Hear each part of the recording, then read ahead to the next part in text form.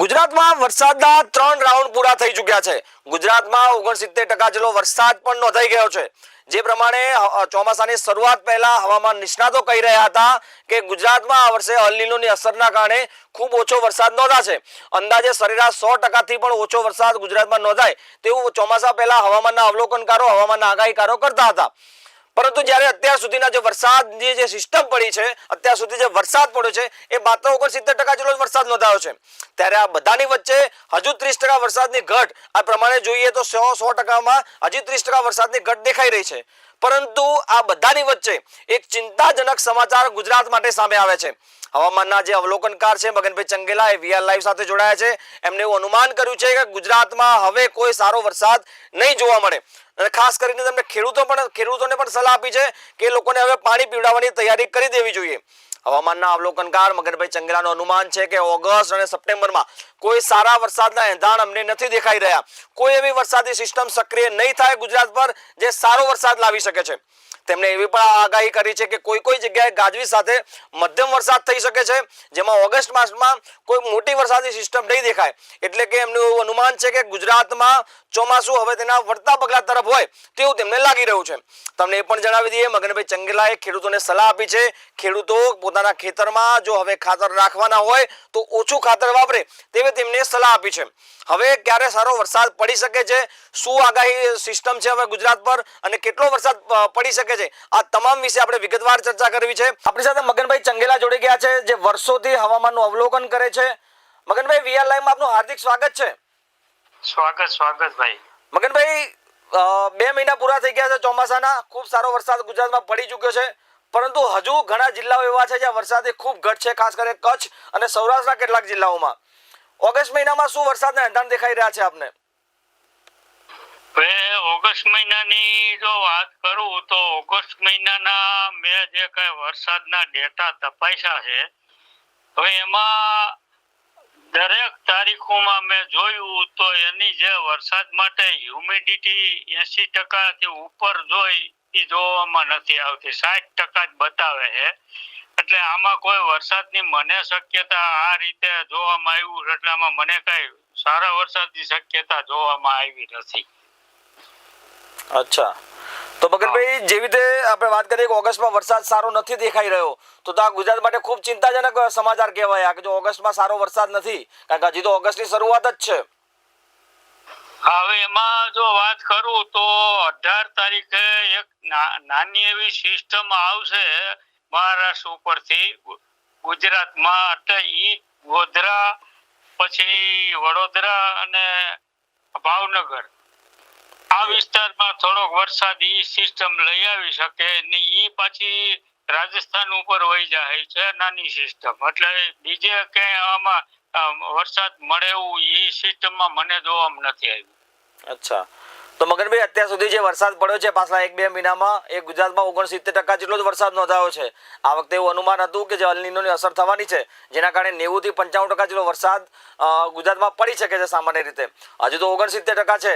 જો એ વરસાદ 96% જે 97% અનુમાન હતું એનાથી પણ ઓછો વરસાદ જે હવે વરસાદ ન પડે તો આ તો ખૂબ જ ચિંતાજનક છે. એટલે જે કઈ ટકાવારી આવી છે વરસાદની કે આટલા ટકા થયો, તો ઈ સ્થિતિ મુજબ મારા માનવા મુજબ ઈ ટકાવારી કોઈ વરસાદની વધે આ ચોમાસા દરમિયાન 2 મહિનામાં ઓગસ્ટ ના સપ્ટેમ્બરમાં એવું મને કાંઈ જોવામાં આવતું નથી. અચ્છા, તો હવે મગનભાઈ એવું કહી શકીએ કે કોઈ ભારે વરસાદ ગુજરાત નહીં જોઈ શકે હવે, કે લાંબી વરસાદી સિસ્ટમ નહીં જોવે? હા, ઈ પૂરેપૂરી મને તો આ શક્યતા જોવામાં આવી છે કે વરસાદ હવે ચોમાસું છે ને એના રિટર્ન પગમાં હોય એવું મને લાગે. અચ્છા, વરસાદ જોયો આમાં મને નથી દેખાતો કે એને કોઈ સિસ્ટમ અરબી સમુદ્રમાં કે ક્યાંય બંગાળના અખાતમાં એવી કોઈ સિસ્ટમ હજી કઈ તૈયાર થઈ નથી. અત્યારે આપણને આશા રહ્યા કે 10-12 દી 15 દી આવશે વરસાદ, તો હજી એવા કોઈ આધાર જોવામાં નથી આવતા મને. તો મગનભાઈ એવી કોઈ શક્યતા છે કે હજુ આ 2 મહિનામાં વરસાદી સિસ્ટમ સક્રિય થઈ શકે છે? કારણ કે જે પ્રમાણે આપ હવામાનનું તાપમાન જે દિન પ્રતિદિન નોંધતા હોવો છો, જે પ્રમાણે આપ અવલોકન કરો છો, એ પ્રમાણે આપને શું લાગે છે કોઈ સિસ્ટમ સક્રિય થાય એવી છે? અત્યારે કેટલું ભેજનું પ્રમાણ બતાવી રહ્યું છે અને કેટલા ભેજનું પ્રમાણ વધે તો વરસાદ પડી શકે છે?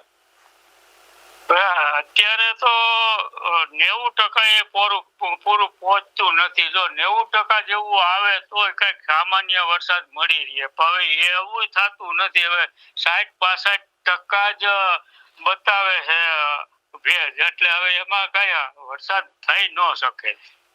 અને બીજી વાત હું કરું, જો એર પ્રેશર ની જોઈએ, જી, એર પ્રેશર જો કેટલું જોવામાં આવે તો જ વરસાદ થાય. જી, તો એ મારા વર્ષોના અનુભવ મુજબ હું કહું છું કે કોઈ આગાહીકારો કહેતા હોય કે એને ખબર હોય કે ન ખબર હોય એ મને ખબર નથી, પણ હું એટલી વાત કરી શકું કે ભાઈ આજની તારીખમાં મેં એર પ્રેશર જોયું તો 1007 બતાવે છે. અચ્છા, એટલે 1007માં કોઈ દિવસ વરસાદની શક્યતા આવે જ નહીં. હવે જો ઈ 1000 થી નીચે જાય એર પ્રેશર, કે 95 થાય કે 97 થાય કે 98 થાય કે 99 થાય તો જ વરસાદ આવી શકે. બાકી બધું ખોટું પડે આગાહીકારોનું. હું તો એવું કહું છું કે આ સિસ્ટમ આ જોવામાં આવે ને તો જ આ એર પ્રેશર ની તો જ સાચું પડે. આ કોઈને અભ્યાસ લગભગ નથી કોઈ પાસે. તો મગનભાઈ ખાસ કરીને સૌરાષ્ટ્રમાં હજુ ઓછો વરસાદ છે, કચ્છમાં ઓછો વરસાદ છે, ઉત્તર ગુજરાતમાં પણ વરસાદ જેટલો હોવો જોઈએ અત્યાર સુધી એ પ્રમાણે ખૂબ ઓછો વરસાદ છે. તો જો ભારે વરસાદી સિસ્ટમ નથી તો શું છૂટા છવાયા વરસાદ અથવા મધ્યમ વરસાદની આગાહી કોઈ છે ખરી? અત્યારે દેખાઈ રહી છે કે મધ્યમ અથવા છૂટો છવાયો વરસાદ પડી શકે?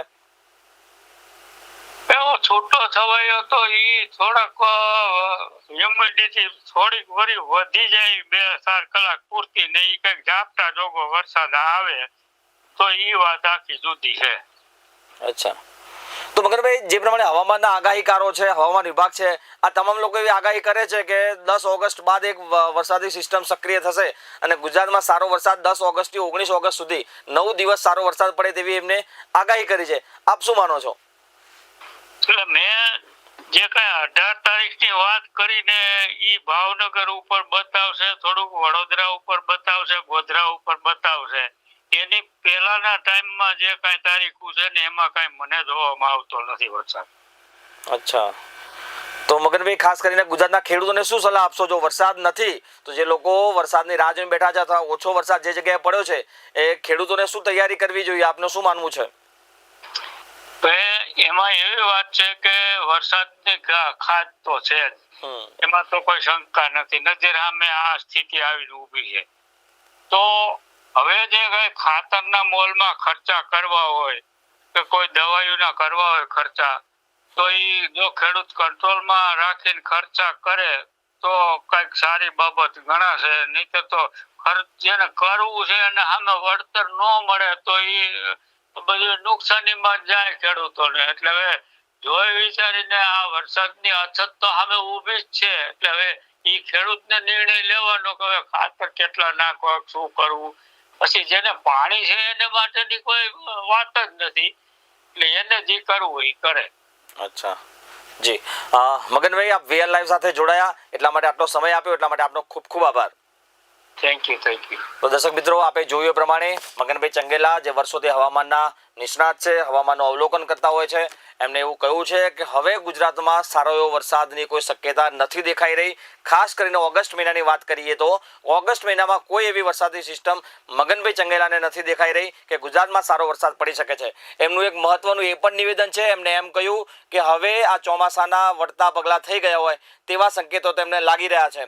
તમને દર્શક મિત્રો જણાવી દઈએ, આ મગનભાઈ ચંગેલા જે પાછલા 40, 50, 60 વર્ષથી હવામાનનું દરેક નાની નાની વસ્તુનું અવલોકન કરતા હોય છે અને અવલોકન પ્રમાણે આ એમનું અનુમાન છે. જો કે વરસાદ એ કુદરતના હાથની દેન છે, પરંતુ જે વર્ષોથી જેમનો અનુભવ કર્યો છે એ પ્રમાણે એમને જે વરસાદી સિસ્ટમનું અવલોકન કર્યું છે, હવામાનના પ્રેશરનું, એર પ્રેશરનું અવલોકન કર્યું છે, એ પ્રમાણે હવે એમનું અનુમાન એવું છે કે ગુજરાતમાં હવે ચોમાસાના વળતા પગલાં શરૂ થઈ ગયા છે. કોઈ ભારે વરસાદી સિસ્ટમ ગુજરાત તરફ હવે નહીં દેખાય, ભારે વરસાદ નહીં પડે.